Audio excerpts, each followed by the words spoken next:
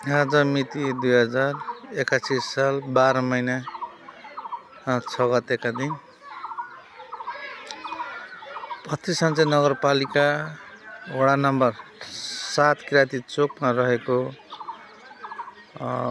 यो रहेको श्रीचन्द्र किरातीश्वर मावि विद्यालयको चाहिँ भवन।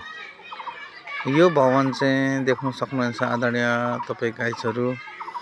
अहिले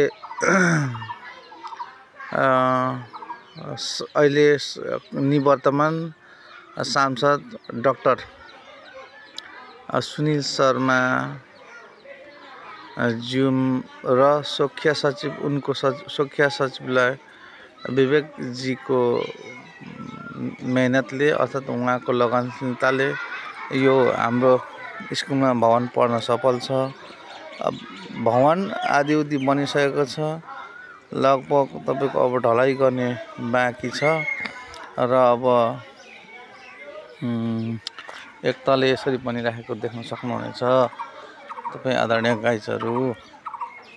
अनि तपाईको यो मात्रै हैन, यो भन्दा अगाडि बनिन लागेको तपाईको बनिन लागेको अगाडिको भवन यहाँ चाहिँ पल्लो भवन अलिक टपमा देख्न सक्नुहुनेछ। यो चाहिँ हाम्रो दोर्ना खड्का ठेकदार हुनुहुन्छ। दोर्ना खड्काजीले चाहिँ निर्माण गर्नुभएको उहाँ ठेकदार साहब हुनुहुन्छ। उहाँको कम्पनीले ठेकदार पारिसक्नु भएको छ। यतिको बनिसकेको अवस्था छ, 2 तला भइसकेको छ र अब यसलाई फिनिसिङ ल्याउनु र माथि एक तला माथि ढलाइ गर्नुपर्ने मात्रै कार्य रहेको तपाईहरुलाई जानकारी गराउन चाहन्छु।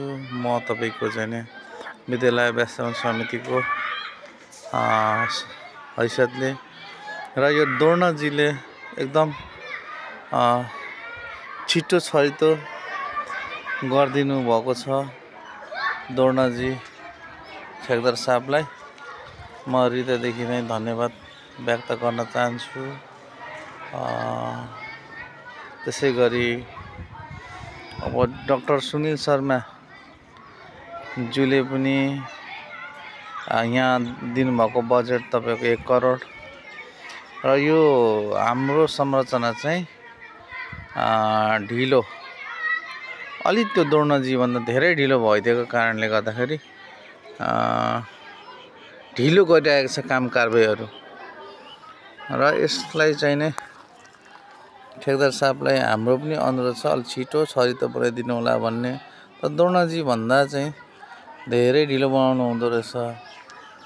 यो घाटै भइरहेको छ हामीलाई।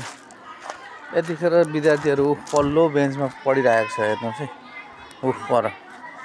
यो विद्यार्थीहरूलाई चाहिँ नै यहाँ ल्याउनु पर्ने हामीले। यस्तो छ अवस्था, हेर्नुहोस् है गाइजहरू, यस्तो छ अवस्था। अब यहाँनिर चाहिँ नै दोर्नाजी जस्तो अलिक छिटो छरितो काम गरिदिएको भए चाहिँ हुन्थ्यो।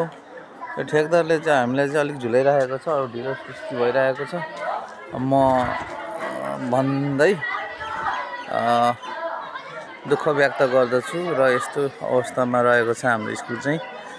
हेर्नुहोस् है गाइजहरू, धन्यवाद तपाईलाई। यो संरचना निर्माण भइसकेपछि फेरि तपाईलाई नेक्स्ट भिडियोमा तपाईहरुलाई फेरि अपडेट गराउने छु। अहिलेको लागि चाहिँ बिदा हुन चाहन्छु। No gain.